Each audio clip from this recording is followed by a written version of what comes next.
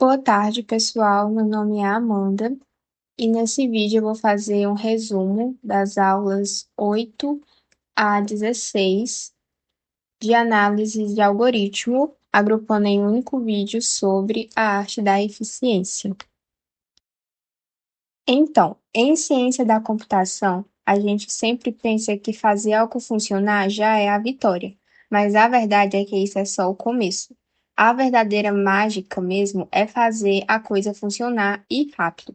E o segredo para isso não está só em ter um computador mais potente, mas em pensar no problema de um jeito completamente diferente. Então, o que a gente vai ver nesse vídeo? Basicamente, vamos mergulhar em 4 jeitos super poderosos de deixar os algoritmos mais rápidos. Primeiro, a gente fala de ordenação em tempo linear. Depois, entra na famosa estratégia de dividir para conquistar. Em seguida, vamos ver como achar o késimo menor com a seleção. E rápido, para fechar, a gente fala de programação dinâmica. A ideia é mostrar como uma simples mudança no jeito de pensar pode fazer toda a diferença. Para começar, ordenar coisas é uma das tarefas mais básicas e importantes na computação. Mas e se existisse um limite de velocidade teórico para os algoritmos mais comuns? A maioria dos algoritmos de ordenação que a gente aprende primeiro, tipo quicksort, merge sort, eles funcionam de um jeito bem simples.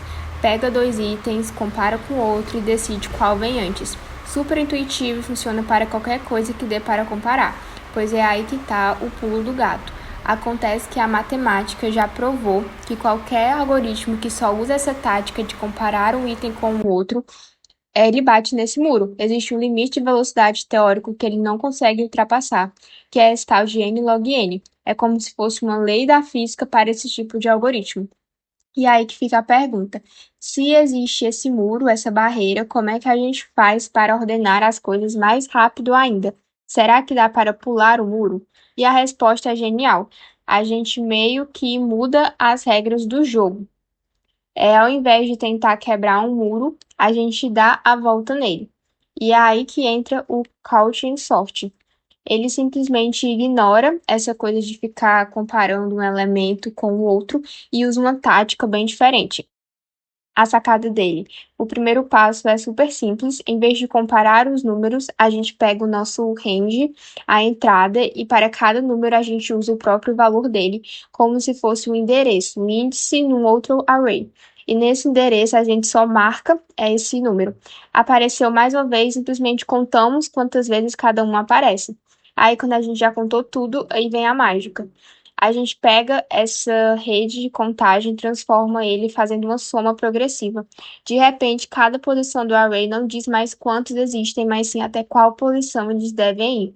E no resultado final, a gente descobre o valor exato de cada um. E o resultado de toda essa manobra está aqui. A gente simplesmente quebra aquela barreira do n log n, usando uma informação extra que os nossos dados são números inteiros dentro de um certo intervalo.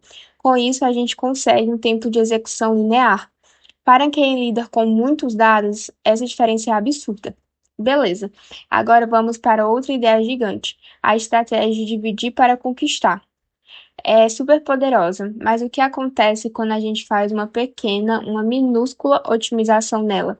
O resultado pode ser impressionante, especialmente no problema clássico como multiplicar matrizes. Lembra da escola quando a gente aprendeu a multiplicar matrizes?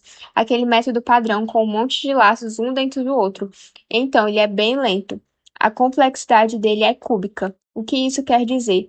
Se a gente dobra o tamanho da matriz, o tempo para calcular não dobra nem quadruplica, ele multiplica por 8. Imagina isso para matrizes gigantes, fica imprescindível. Aí, em 1969, um cara chamado Fulken Streisand apareceu e basicamente chocou todo mundo. Ele olhou para aquilo e pensou: espera aí, se o jeito padrão de quebrar o problema é pedaços menores, não for o único jeito, e se tiver um jeito mais esperto? E essa é a grande sacada dele, porque o método normal quebra a multiplicação de uma matriz grande em 8 multiplicações. Já o método de Streisand, com uma ginástica de álgebra que até os livros famosos dizem que não é nada óbvio, conseguiu fazer a mesma coisa, só que com 7 multiplicações, apenas com uma a menos, uma a menos. E isso parece pouco, mas como é recursivo, o efeito cascata é gigantesco. A complexidade do algoritmo cai de n ao cubo para n elevado a mais ou menos 2,81. Na prática, por uma matriz grandona, isso pode ser a diferença entre esperar alguns minutos ou esperar horas. Mudando um pouco de assunto, e se a gente não precisar ordenar a lista inteira? Pense assim, se a gente só quiser encontrar, como por exemplo, o terceiro maior salário de uma empresa, ou a mediana de um conjunto de dados, ordenar tudo só para pegar um único valor parece um baita desperdício de tempo, não acha? Pois é. E para resolver isso, existe uma solução muito elegante, o algoritmo Randomized Select. Ele é parente do Quicksort, usa a mesma ideia de particionar os dados, só que ele tem um truque, uma reviravolta, que faz toda a diferença para esse problema. Essa tabela aqui deixa a diferença bem clara. O Quicksort, para ordenar tudo, ele particiona a lista e depois precisa resolver os dois lados, o da esquerda e o da direita. Já o Randomizer Select é o mais focado depois de particionar. Ele vê em qual dos dois lados o elemento que a gente procura está e simplesmente joga o outro lado. Ele não perde tempo com o que não interessa. E só essa mudança de resolver dois lados para resolver um lado só faz a complexidade cair para tempo linear, e em média é muito mais rápido. E agora chegamos à nossa última grande técnica. E a ideia por trás dela é tão simples que parece até boba. Às vezes, o jeito mais rápido de resolver um problema é ter uma boa memória. É simplesmente lembrar das respostas que a gente já encontrou anteriormente. Parece óbvio, mas o impacto disso é gigantesco. O exemplo clássico para mostrar isso é o cálculo de Fibonacci de forma recursiva. É uma solução bonita, elegante no papel, mas é um desastre de tão lenta. E por quê? Porque para calcular o Fibonacci de um número, ela acaba calculando os mesmos valores menores de novo e de novo. Isso é um retrabalho absurdo que cresce exponencialmente. Eu adoro essa definição que resume a programação dinâmica de um jeito perfeito. É como dividir para conquistar, só que com uma tabela. A lógica é a mesma, quebrar o problema em pedacinhos.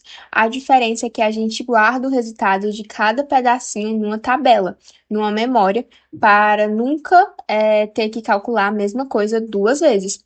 E o ganho de performance é de outro mundo. A gente sai de um tempo exponencial que para números um pouquinho maiores já se torna impossível de calcular, e vai para um tempo linear. É eficiente, é previsível, e tudo isso fazendo uma troca bem simples: gastar um pouquinho de memória para ganhar uma quantidade absurda de tempo. E o processo que a gente chama de memorização. Essa técnica funciona assim: precisa de um resultado? Calma. Primeiro dá uma olhada na sua tabela, na sua memória. O resultado já está lá? Ótimo. É só pegar e usar na hora. Não está? Ok. Aí sim você calcula. Mas, e esse é o passo mais importante, antes de entregar o resultado, você vai lá e guarda ele na tabela. Assim, da próxima vez, ele já vai estar lá prontinho. Bom, depois de passar por todas essas ideias, o que fica? Quais são as lições centrais que a gente pode tirar de tudo isso? Eu acho que cada técnica tem uma grande lição. A ordenação linear nos ensina a usar as propriedades dos dados para contornar os limites. O dividir e conquistar mostra que uma pequena redução no trabalho repetido pode ter um impacto gigante. A seleção aleatorizada nos lembra que, para que resolver o problema inteiro se a gente só quer um pedacinho da resposta? E a programação dinâmica martela na nossa cabeça: nunca jamais calcule a mesma coisa duas vezes. No fim, são todos jeitos diferentes de pensar para chegar na máxima eficiência. E isso nos leva a uma reflexão final, não é? Onde mais, na vida, uma simples mudança da perspectiva pode transformar um problema que parece impossível em algo totalmente solucionável. Porque, no final das contas, essas não são só técnicas de algoritmos, são jeitos de pensar e saber olhar para um problema por um ângulo diferente. E talvez essa seja a habilidade mais poderosa de todas, dentro e fora da computação. E esse foi o vídeo, espero que tenham gostado.